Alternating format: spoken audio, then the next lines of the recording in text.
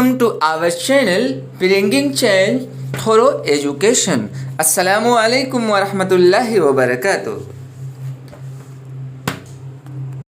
आज की इस वीडियो में हम आपको हज के बारे में बताएंगे कि हज किसे कहते हैं, हज क्यों करते हैं, हज क्या है, हज कब फ़र्ज़ हुआ, हज की फ़जीलत क्या है, हज की इस्तिलाहें, हज की किस्में, हज का तरीक़ा, इन सब बातों पर तफसीली गुफ्तगू करेंगे। जैसा कि हम और आपको मालूम है कि हज़रत इब्राहीम अलैहिस्सलाम ये अल्लाह के बहुत ही चहेते नबियों में से थे, जिनका लक़ब खलीलुल्लाह भी है। हज़रत इब्राहीम अलैहिस्सलाम के बेटे हज़रत इस्माईल अलैहिस्सलाम से हम में से कौन ऐसा होगा जो नावाकिफ़ होगा, नहीं जानता होगा, क्योंकि हज़रत इस्माईल अलैहिस्सलाम की और हज़रत इब्राहीम अलैहिस्सलाम की इन्हीं कुर्बानियों की याद में तो हम हर साल कुर्बानी करते हैं, ईद उल अज़हा मनाते हैं, जानवरों की कुर्बानी करते हैं इसी याद में। वो वाक़या जो हज़रत इस्माईल हज़रत इब्राहीम अलैहिस्सलाम के साथ पेश आया था कि हज़रत इब्राहीम अलैहिस्सलाम ने कहा कि मैंने ख्वाब में देखा है कि मैं अपने हाथों से अपने बेटे को ज़ब्ह कर रहा हूँ। तो हज़रत इस्माईल अलैहिस्सलाम ने उस पर खंदा पेशानी से जवाब दिया कि अब्बू जान, अगर आपको ये हुक्म मिला है तो आप कुर्बानी कर दीजिए, इंशाअल्लाह मैं सब्र करने वालों में से रहूँगा। चुनांचा हज़रत इब्राहीम अलैहिस्सलाम ने हज़रत इस्माईल अलैहिस्सलाम की कुर्बानी की, लेकिन अल्लाह ताला ने हज़रत इस्माईल अलैहिस्सलाम को बचा लिया और हज़रत इस्माईल अलैहिस्सलाम की जगह पर एक दुम्बा जन्नत से जो कि भेजा गया उसकी कुर्बानी हुई। इसी याद में हम हर साल ईद उल अज़हा मनाते हैं और क़ुरबानी करते हैं। ये वही हज़रत इब्राहीम और हज़रत इस्माईल अलैहिस्सलाम हैं। हज़रत इब्राहीम अलैहिस्सलाम अल्लाह के हुक्म से मक्का मुअज़्ज़मा में अपनी बीवी हज़रत हाजरा अलैहिस्सलाम और अपने बेटे हज़रत इस्माईल अलैहिस्सलाम को छोड़ आए थे, चूँकि अल्लाह का हुक्म था। उसी दौरान जब वो छोड़ कर आए थे तो ये वाक़या भी रूनुमा हुआ कि हज़रत इस्माईल अलैहिस्सलाम प्यास से तड़प रहे थे और हज़रत हाजरा अलैहिस्सलाम माँ की ममता वो जोश मार रही थी। वो पानी की तलाश में कभी सफ़ा पहाड़ पर चढ़ती, कभी मरवा पहाड़ पर चढ़ती थी। चूँकि पहाड़ ऊंचा था और हम भी किसी चीज़ की तलाश जब करते हैं तो कभी कभी ऊंचाई से देखना चाहते हैं कि वहाँ चढ़ कर देखें कहीं कुछ मिल ना जाए, खोई हुई चीज़ मिल ना जाए, या कहीं कुछ पता चल जाए, या हम किसी का इंतज़ार भी करते हैं, थोड़ा ऊंचाई से उचक कर देखते हैं, है ना, या किसी को बहुत हम शौक़ के साथ देखते हैं तो और उचक कर देखते हैं। ठीक ऐसी ही कंडीशन कुछ थी हाजरा अलैहिस्सलाम के साथ। वो भी पानी की तलाश में कभी सफ़ा पे चढ़ती, कभी मरवा पहाड़ का चक्कर लगाती। अल्लाह ताला को उनकी ये अदा इतनी पसंद आई कि अल्लाह ताला ने सफ़ा और मरवा पहाड़ को अपनी निशानियों में से कहा, इन सफ़ा वल मरवा मिन शाइरिल्लाह। और हज़रत हाजरा अलैहिस्सलाम की ये अदा इतनी पसंद आई कि अल्लाह ताला ने फ़र्ज़ कर दिया कि ता क़यामत तक आने वाली नस्लों में से जो हज करने के लिए आएगी वो उसके लिए फ़र्ज़ है कि वो हज हो या उम्रा, वो सफ़ा और मरवा का चक्कर लगाए, सही करे, दौड़े। बहरहाल अल्लाह के हुक्म से चश्मा फूट पड़ा ज़मज़म का, तो ये सारा किस्सा तो मालूम ही है। फिर हज़रत इब्राहीम अलैहिस्सलाम और हज़रत इस्माईल अलैहिस्सलाम ये बाप बेटों ने मिलकर उसी मक्का मुअज़्ज़मा में अल्लाह की इबादत के लिए एक घर बनाया, जिसको हम खाने काबा या बैतुल्लाह कहते हैं। जब तक उनकी तालीमात ज़िंदा रही, लोगों ने हज किया। उनकी तालीमात जब तक ज़िंदा थी तो उसमें लोग इबादत करते थे, हज़रत इब्राहीम अलैहिस्सलाम की तालीमात पर चलते थे। रफ्ता रफ्ता لوگوں میں اس قدر گمراہیاں بڑھ گئی کہ جو خانہ کعبہ جس کو بیت اللہ کہتے ہیں جو خاص اللہ کی عبادت کے لیے بنایا گیا تھا، اس خانہ کعبہ میں لوگوں نے بت رکھ دیا تھا، گویا کہ وہ خانہ کعبہ پوری طریقے سے صنم خانے میں تبدیل ہو گیا تھا، اور وہاں کے لوگ اب ان بتوں کی پوجا کرنے لگے تھے۔ یعنی گمراہیاں بالکل عروج پر تھی، جہالت میں مبتلا تھے لوگ، اور پھر اس گمراہی سے نکالنے کے لیے آپ کو معلوم ہی ہے کہ اللہ تعالیٰ نے اپنے آخری رسول حضرت محمد صلی اللہ علیہ وسلم کو وہاں پر بھیجا۔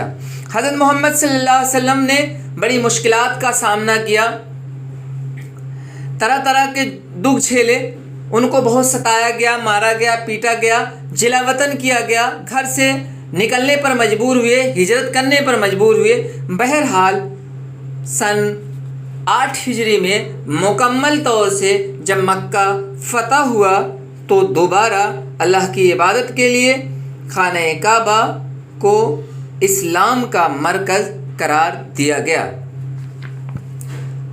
حج کہتے ہیں کچھ مقررہ دنوں میں خانہ کعبہ کی زیارت کرنا اور عرفات کے میدان میں کچھ عبادتیں کرنا۔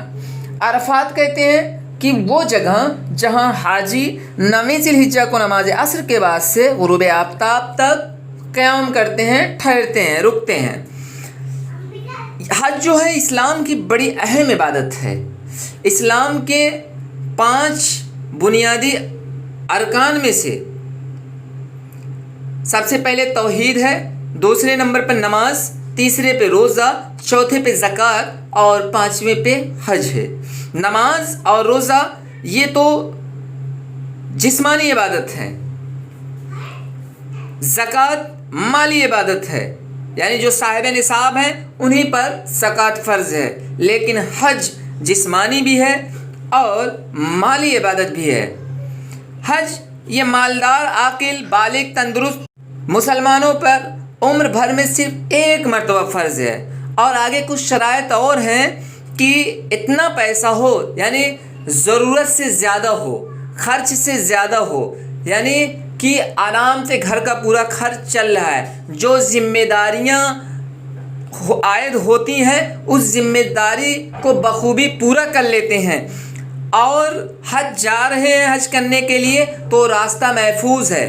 راستے کا محفوظ ہونا بھی شرط میں سے ہے کہ جس راستے سے جا رہے ہیں وہ راستہ محفوظ ہو، اور اس بات کی امید ہو کہ جس راستے سے جا رہے ہیں وہاں سے محفوظ ہو کر واپس آ جائیں گے، حفاظت اور سلامتی کے ساتھ اپنے گھر آ جائیں گے، اور گھر کے لیے، بیوی بچوں کے لیے اتنا خرچہ موجود ہو کہ جب تک آپ کی واپسی ہو انہیں کسی طریقے کے تنگی کا سامنا نہ کرنا پڑے، فاقے کی نوبت نہ آئے، مشکلات کا سامنا نہ کرنا پڑے۔ یہ حج کی شرائط میں سے ہے، یعنی اتنا سب کچھ ہے، ہر طریقے سے خوشحالی ہے، تو حج زندگی میں ایک بار فرض ہے۔ عورت کے لیے ایک شرط اور بھی ہے کہ اس کے ساتھ سفر میں کوئی محرم بھی ہو۔ محرم کہتے ہیں جس کے ساتھ نکاح جائز نہیں، جیسے باپ، بیٹا، بھائی یا شوہر اس کے نکاح میں تو ہے ہی آلریڈی، ہے نا، لیکن باپ کے ساتھ نکاح جائز نہیں، بیٹے کے ساتھ نہیں، بھائی کے ساتھ نہیں، اور شوہر کے ساتھ آلریڈی آپ اس کے نکاح ہی میں ہیں تو وہ بھی محرم ہی ہے۔ حج کب فرض ہوا؟ آئیے دیکھتے ہیں۔ جب کہ نبی صلی اللہ علیہ وسلم ہجرت کر کے مدینہ منورہ تشریف لے آئے اور مسلمانوں نے ذرا اطمینان کا سانس لیا تو سن 6 ہجری میں اللہ تعالیٰ نے حکم بھیجا کہ اللہ کو خوش کرنے کے لیے حج اور عمرہ کرو، مگر اس سال مکی کے کافروں نے آپ صلی اللہ علیہ وسلم کو حج نہیں کرنے دیا۔ آپ صلی اللہ علیہ وسلم یوں ہی واپس آ گئے۔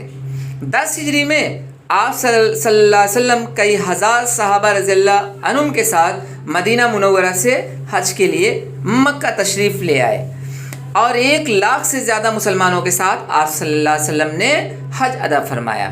اللہ کے رسول صلی اللہ علیہ وسلم نے اپنی پوری زندگی میں صرف 1 ہی مرتبہ حج کیا، اور وہ سن 10 ہجری میں۔ حج کی فرضیت کا اعلان सन 6 ہجری میں ہوا، جب اللہ کے رسول صلی اللہ علیہ وسلم مدینہ منورہ تشریف لے آ چکے تھے اور مسلمانوں کو اطمینان ہو چکا تھا، تب جا کر حج کی فرضیت کا اعلان ہوا۔ حج کی فضیلت دیکھتے ہیں۔ اسلام میں حج کی بڑی فضیلت ہے۔ قرآن شریف میں ہے کہ اللہ کی خوشنودی کے لیے ان لوگوں پر حج فرض ہے جو وہاں تک جانے کی طاقت رکھتے ہوں، اور جو شخص حج سے انکار کرے تو اللہ کو اس سے کوئی مطلب نہیں۔ اللہ تعالیٰ سارے جہان والوں سے بے نیاز ہے۔ اور حدیث میں بھی جگہ جگہ حج کی فضیلت آئی ہے۔ پیارے رسول صلی اللہ علیہ وسلم نے فرمایا، جس شخص نے اللہ تعالیٰ کو خوش کرنے کے لیے حج کیا، حج میں تمام بے شرمی کی باتوں سے الگ رہا، کسی سے لڑائی جھگڑا نہ کیا اور نہ کوئی دوسرا برا کام کیا، جب وہ حج سے واپس ہوگا تو گناہوں سے ایسا پاک و صاف ہوگا جیسا وہ ماں کے پیٹ سے پیدا ہوتے وقت تھا۔ بے شک حج سے تمام برائیاں دور ہو جاتی ہیں۔ اس قرآن کریم کے اس فرمان اور اللہ کے رسول صلی اللہ علیہ وسلم کے اس ارشاد سے حج کی فضیلت کا اندازہ بخوبی لگایا جا سکتا ہے کہ حج کی کتنی فضیلت ہے، کہ اللہ تعالیٰ نے فرمایا ہے، اللہ تعالیٰ نے قرآن کریم میں، کہ جس کے پاس اتنی طاقت ہو، مالی لحاظ سے بھی جسمانی لحاظ سے بھی، کہ ہر طرح سے خوشحالی ہو، ان سب کے باوجود اگر وہ حج نہیں کرتا تو اللہ سے اس کا کوئی مطلب نہیں ہے۔ اللہ تعالیٰ پوری دنیا والوں سے بے نیاز ہے، اللہ کسی کا محتاج نہیں ہے۔ اور پھر اللہ کے رسول صلی اللہ علیہ وسلم کی ارشاد سے بھی اندازہ لگایا جا سکتا ہے۔ حج کرنے سے تمام برائیاں دور ہو جاتی ہیں اگر نیک نیتی اور خلوص کے ساتھ خالص اللہ کی خوشنودی کے لیے حج کیا گیا ہو تو واقعی میں حج سے تمام برائیاں دور ہو جاتی ہیں، مگر اس حال میں کہ جب کہ حج کرنے والے کی غرض صرف اللہ کو خوش کرنا ہو، لوگوں کو دکھانا، نام پیدا کرنا، نام و نمود کے لیے نہیں، بریانی کھانے کے لیے نہیں، دکھاوا کے لیے نہیں۔ ارے بھائی صاحب، بڑے ہیں نیتا جی حج کرنے کے لیے جا رہے ہیں، یہ حج قبول نہیں ہوگا۔ دکھاوا والا، ریاکاری والا، مکاری والا، عیاری والا، یہ حج اللہ کو قبول نہیں ہوگا۔ بڑی بڑی دعوتیں ہوتی ہیں، دعوتوں میں بڑا اہتمام ہوتا ہے، بڑے بڑے عمرہ اور روسا ہوتے ہیں، بڑے بڑے لوگ ہوتے ہیں، یہ والا حج نہیں۔ پاک صاف پیسہ ہو، حلال کمائی کا ہو، حلال کمائی سے کیا گیا جو حج ہے وہ قابل قبول ہے۔ دکھاوا والا نہیں کہ دنیا کیا کہے گی، ارے حج ہی نہیں کیے، نہیں، ٹھیک ہے۔ جہاد اسلام میں افضل عبادت ہے، جہاد کو اسلام میں افضل عبادت کہا ہے۔ جہاد کہتے ہیں اللہ کی راہ میں نکلنا۔ جہاد کو اسلام میں افضل عبادت بتایا گیا ہے۔ اس سے بڑی اور نیکی کیا ہوگی کہ اللہ کے رسول صلی اللہ علیہ وسلم نے ایک مرتبہ فرمایا کہ عورتوں کے لیے جہاد حج ہی ہے۔ اس سے بڑی اور نیکی کیا ہوگی کہ عورتوں کے لیے حج جہاد ہے۔ سوچیے، آپ صلی اللہ علیہ وسلم نے یہ بھی فرمایا، اگر کسی شخص کے پاس راستے کا خرچ بھی ہو اور سواری بھی ہو اور پھر وہ حج نہ کرے تو اس کے حج کیے بغیر مر جانے اور یہودی یا نصرانی ہو کر مر جانے میں کوئی فرق نہیں ہے۔ یعنی ساری سہولت موجود ہو، سب کچھ ہو، پیسہ ہو، دولت ہو، سواری ہو، سارا سسٹم ہو، ان سب کے باوجود اگر حج نہیں کر رہا ہے تو چاہے ہندو مرے، چاہے یہودی مرے یا نصرانی، کچھ فرق پڑنے والا نہیں ہے، وہ سیم ویسا ہی ہے۔ حج کا بدلہ جنت ہے۔ اللہ کے رسول صلی اللہ علیہ وسلم نے حج کا بدلہ جنت بتایا، بڑا ثواب ہے۔ حج اور عمرہ کرنے والے اللہ کے مہمان ہیں، یہ خود اللہ کے رسول صلی اللہ علیہ وسلم کا فرمان ہے، ارشاد ہے۔ اللہ کے رسول صلی اللہ علیہ وسلم نے فرمایا ہے، اگر وہ دعا کریں تو اللہ تعالیٰ ان کی دعا قبول فرماتا ہے، اگر وہ مغفرت چاہیں تو اللہ تعالیٰ ان کی مغفرت فرماتا ہے۔ پیارے رسول صلی اللہ علیہ وسلم کے بعد صحابہ کرام بھی حج کا بڑا اہتمام کرتے تھے۔ خلفائے راشدین بھی اپنے اپنے زمانوں میں بڑے اہتمام سے حج فرماتے تھے۔ دور دور سے مسلمان حاکموں کو بلا کر حالات معلوم کرتے اور مشورے دیتے تھے کہ کوئی بہت ضروری حکم دینا ہوتا تو حج کے عام مجمع میں اعلان فرماتے تاکہ اسلامی سلطنت کے ایک ایک گوشے میں وہ حکم پہنچ جائے۔ حضرت عمر رضی اللہ عنہ نے ایک مرتبہ فرمایا، جو لوگ قدرت رکھتے ہوئے حج نہیں کرتے میں ان کے خلاف جہاد کروں گا۔ سوچئے، حج کی فضیلت کا اندازہ بخوبی لگایا جا سکتا ہے کہ حضرت عمر رضی اللہ عنہ فرما رہے ہیں کہ جو لوگ طاقت رکھتے ہوئے حج نہیں کرتے ہیں ان کے خلاف جہاد کروں گا. اور حضرت ابو سعید رضی اللہ عنہ فرماتے ہیں قیامت اس وقت آئے گی جب لوگ خانہ کعبہ کا حج کرنا چھوڑ دیں. یعنی خانہ کعبہ کا حج کرنا جس دن لوگ چھوڑ دیں گے قیامت آ جائے گی، قیامت کا وقت قریب ہو جائے گا. تو حج کی فضیلت کا ان ساری باتوں سے بخوبی اندازہ لگایا جا سکتا ہے کہ حج کا کتنا بڑا ثواب ہے، حج کی اسلام میں کتنی بڑی اہمیت ہے، کتنی بڑی فضیلت ہے. اب آئیے حج کی اصطلاحیں سمجھ لیتے ہیں. حج کی 10 اصطلاحیں. نمبر 1 احرام. احرام کہتے ہیں وہ لباس جو حج کی نیت جب حج کا ارادہ کرتے ہیں حج کے لیے پہنتے ہیں. یعنی حج کرنے کے لیے جو خاص قسم کا لباس ہوتا ہے اس کو احرام کہتے ہیں. حج کی اس احرام کے پہن کر حج کی نیت کرتے ہیں اور حج کی دعا پڑھتے ہیں. نمبر 2 میقات. یعنی وہ احرام جو ہو لباس وہ مقام جہاں پہنچ کر حج کرنے والے احرام باندھتے ہیں، جہاں وہ خاص لباس باندھتے ہیں اس کو میقات کہتے ہیں. نمبر 3 تلبیہ. احرام باندھنے کے بعد سے حج ختم ہونے تک اٹھتے بیٹھتے اور حج کے ارکان ادا کرتے وقت جو دعا پڑھتے ہیں اس کو تلبیہ کہتے ہیں. تلبیہ لبیک اللہم لبیک لا شریک لک لبیک ان الحمد والنعمت لک والملک لا شریک لک، اسے تلبیہ کہتے ہیں. نمبر 4 تحلیل. لا الہ الا اللہ محمد رسول اللہ پڑھنا، تحلیل. نمبر 5 طواف. خانہ کعبہ کے گرد چکر لگانا. یعنی خانہ کعبہ جو ہے جو وہ گھر ہے بیت اللہ اس کے چاروں طرف گھومنا، چکر لگانا. نمبر 6 وقوف. عرفات اور مزدلفہ میں کچھ دیر ٹھہرنا. عرفات میں نے بتایا وہ جگہ جہاں حاجی 9 ذی الحجہ کو نماز عصر کے بعد سے غروب آفتاب تک قیام کرتے ہیں، اور مزدلفہ مینا اور عرفات کے درمیان متبرک مقام ہے جہاں حاجی مغرب اور عشاء کی نمازیں عشاء کے وقت ایک اذان اور ایک تکبیر کے ساتھ ادا کرتے ہیں. نمبر 7 رمی. رمی کہتے ہیں پھینکنا. جمرہ کے پاس کنکریاں مارنے کو رمی کہتے ہیں، مارنا، پھینکنا. یعنی شیطان کو جو کنکریاں مارتے ہیں نا اس کو رمی کہتے ہیں. نمبر 8 تحلیق. بال مڈوانا. یعنی حج کے جب سارے فرائض ادا ہو جائیں تو آخر میں بال مڈواتے ہیں. نمبر 9 تقصیر. بال کٹوانا یا چھوٹے کرانا. کچھ لوگ بال چھوٹا کراتے ہیں یا کٹواتے ہیں. عمرہ. نمبر 10 عمرہ. یہ بھی حج کی آخری اصطلاح ہے عمرہ. احرام باندھ کر کعبے کا طواف کرنا اور صفا و مروہ کے درمیان دوڑنا. حج کے دنوں کے علاوہ بھی عمرہ کر سکتے ہیں. یعنی صرف حج کے ہی ایام میں نہیں بلکہ باقی دنوں میں عمرہ کر سکتے ہیں. حج کے تو کچھ خصوصی ایام ہیں، کچھ تاریخیں ہیں، ان تاریخوں میں حج کرتے ہیں، لیکن عمرہ کی کوئی خاص تاریخ نہیں ہے. کبھی بھی کسی بھی دن کسی بھی وقت کر سکتے ہیں. اب آئیے حج کی قسمیں دیکھتے ہیں. حج کی 3 قسمیں ہیں. نمبر 1 افراد. نمبر 2 قران. نمبر 3 تمتع. افراد کہتے ہیں وہ حج جس میں احرام باندھتے وقت صرف حج کا ارادہ کیا گیا ہو. ایسا حج کرنے والا مفرد کہلاتا ہے. یعنی جس وقت احرام باندھتے ہیں اس وقت نیت صرف حج کی ہو، عمرے کی نہ ہو. یعنی یہ نیت ہو کہ حج کرنے کے لیے جا رہے ہیں. تو ایسا حاجی، ایسا حج کرنے والا مفرد کہلاتا ہے. اور قران اس طریقے حج کو کہتے ہیں کہ جس میں جب احرام باندھتے ہیں اس وقت حج اور عمرہ دونوں کی نیت ہو.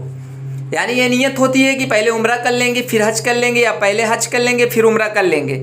تو ایسا حج کرنے والا قارن کہلاتا ہے.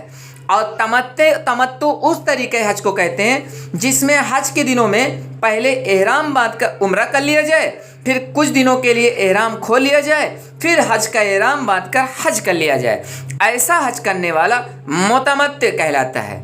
यानी हज का दिन चल रहा है, अभी हज की वो खुसूसी मखसूस तारीख जो है वो सब हैं, आने वाली हैं, पहले ही से पहुंच गए, एहराम बांध कर उम्रा कर लिया, फिर एहराम खोल लिया, फिर एहराम बांध कर हज कर लिया, तो उसको हज तमत्तो कहते हैं। ऐसा हज करने वाला मुतमत्ति कहलाता है। हज का तरीका देखते हैं। हज में 3 बातें फ़र्ज़ हैं, अगर वो छूट जाएं तो हज ना होगा। हज का पूरा तरीका ये है कि पहले तवाफ़े क़ुदूम करते हैं। तवाफ़े क़ुदूम यानी अपने पाँव के बल चक्कर लगाना, घूमना खाने काबा के चारों तरफ। उसके बाद हजर अस्वद को चूमते हैं। फिर सफ़ा और मरवा। हजर अस्वद जन्नती पत्थर है। हजर अस्वद के बारे में आपने पढ़ा भी होगा, जिसके बारे में आपने पहले भी पढ़ा होगा कि हजर अस्वद को नस्ब करने के लिए सब झगड़ रहे थे और अल्लाह के रसूल सल्लल्लाहु अलैहि वसल्लम ने उसका बेहतरीन हल ये निकाला कि सारे कबीले के जो सरदारान हैं वो एक एक कोना पकड़ लें, खाने वो उसमें चादर में पत्थर को रख दें और ख़ुद अल्लाह के रसूल सल्लल्लाहु अलैहि वसल्लम ने फिर अपने हाथ से उठाकर खाने काबा पे सेट कर दिया, लगा दिया। वही हजर अस्वद है जिसको चूमते हैं। फिर सफ़ा और मरवा पहाड़ियों के दरमियान दौड़ना। 8 ज़िलहिज्जा को फ़ज्र की नमाज़ पढ़कर मिना को चल देते हैं। मिना हरम के हदूद में मक्के से तकरीबन 5 किलोमीटर के फासले पर एक बस्ती का नाम है, जहां हाजी ज़ुल्हिज्जा की 8 और 9 को 5 वक्त की नमाज़ें अदा करते हैं। और मिना ही में मस्जिद खीब भी है। तो 9 ज़िलहिज्जा को 8 ज़िलहिज्जा को फ़ज्र की नमाज़ पढ़कर मिना को चल देते हैं। रात को मिना में रहते हैं। 9 ज़िलहिज्जा को मैदान अरफात की तरफ रवाना होते हैं, वहाँ शाम तक क़याम करते हैं। अरफात का मंज़र बड़ा ही अजीब होता है। दुनिया भर से आए हुए अल्लाह के लाखों मुखलिस बंदों का ठाठे मारता हुआ समंदर दूर दूर तक नज़र आता है। कोई गोरा, कोई काला, कोई छोटा, कोई बड़ा, मगर सबका एक ही लिबास, सबकी ज़बानों पर एक ही अल्लाह की बड़ाई, सब एक ही मोहब्बत में डूबे हुए नज़र आते हैं। ना कोई अमीर, ना कोई गरीब, ना छोटा, ना बड़ा, ना कोई राजा, ना कोई प्रजा, सब एक ही अल्लाह के बंदे हैं, सब भाई भाई है, सब एक ही अल्लाह की तारीफ़ करते हैं। सबके ज़बान पर एक ही नगमा है, लब्बैक अल्लाहुम्मा लब्बैक ला शरीक लक लब्बैक इन्नल हम्दा वन निअमत लक वल मुल्क ला शरीक लक। एक ही नगमा है, एक ही नारा है, एक ही पैगाम है, एक ही पुकार है। अरफात में ज़ोहर और असर की नमाज इकट्ठी पढ़ते हैं, जैसा कि मैंने पहले भी बताया है। सूरज गुरूब होने के बाद वहाँ से मुज़दलिफ़ा की तरफ रवाना हो जाते हैं। मुज़दलिफ़ा में मगरिब और इशा की नमाज इकट्ठी पढ़ते हैं। रात को मुज़दलिफ़ा में क़याम करते हैं। 10 ज़िलहिज्जा को फ़ज्र की नमाज़ पढ़कर मिना की तरफ रवाना हो जाते हैं। फिर दोबारा मिना की तरफ रवाना हो जाते हैं और दोपहर से पहले मिना में पहुंचकर जमरे उक़बा पर 7 दफ़ा कंकरियाँ फेंकते हैं। यानी जहाँ शैतान को कंकरी मारते हैं 3 जगह पर, उसको जमरे उला, जमरे उस्ता, जमरे उक़बा कहते हैं। तो मिना में पहुंचकर जमरे उक़बा पर 7 दफ़ा कंकरियाँ फेंकते हैं। रमी के बाद तलबिया कहना बंद कर देते हैं, यानी लब्बैक अल्लाहुम्मा लब्बैक बंद कर देते हैं। रमी यानी कंकरियाँ जब मार लेते हैं तो ये पढ़ना बंद करते हैं, तलबिया। फिर कुर्बानी करके बाल मुड़वाते या कटवाते हैं और एहराम उतार कर अपने रोज़मर्रा के जो कपड़े होते हैं वो पहन लेते हैं, यानी डेली वाले जो कपड़े होते हैं, घर वाले जो कपड़े होते हैं वो पहन लेते हैं, एहराम उतार देते हैं। फिर तवाफ़ ज़ियारत के लिए मक्का जाते हैं। तवाफ़ ज़ियारत के बाद मिना जाते हैं। मिना में 12 ज़िलहिज्जा तक रहते हैं। उन दिनों यानी 11वीं और 12वीं दोनों दिनों में मस्जिद खीब के पास जो तीनों जमरे हैं उनकी रमी करते हैं। हर एक पर 7 कंकरियाँ फेंकते हैं। कंकरियाँ फेंकने के बाद तकबीर कहते हैं। उस रमी में पहले जमरे उला की, फिर जमरे उस्ता की, फिर जमरे उक़बा की रमी करते हैं। ज़िलहिज्जा की 12वीं तारीख ख़त्म होते ही हज ख़त्म हो जाता है। हज से फारिग होकर प्यारे रसूल सल्लल्लाहु अलैहि वसल्लम की पाक बस्ती की ज़ियारत के लिए जाते हैं, मदीना जाते हैं। प्यारे रसूल सल्लल्लाहु अलैहि वसल्लम की ज़ियारत करते हैं, कब्र मुबारक की ज़ियारत करते हैं, मदीना मुनव्वरा की ज़ियारत करते हैं। اور آپ صلی اللہ علیہ وسلم کی مسجد میں نماز پڑھتے ہیں، درود و سلام بھیجتے ہیں اور دین و دنیا کی دولتوں سے دامن بھر کر سلامتی کے ساتھ واپس آتے ہیں۔ اللہ تعالیٰ ہم سب کو خانہ کعبہ کی زیارت نصیب کرے، آمین، والسلام، اللہ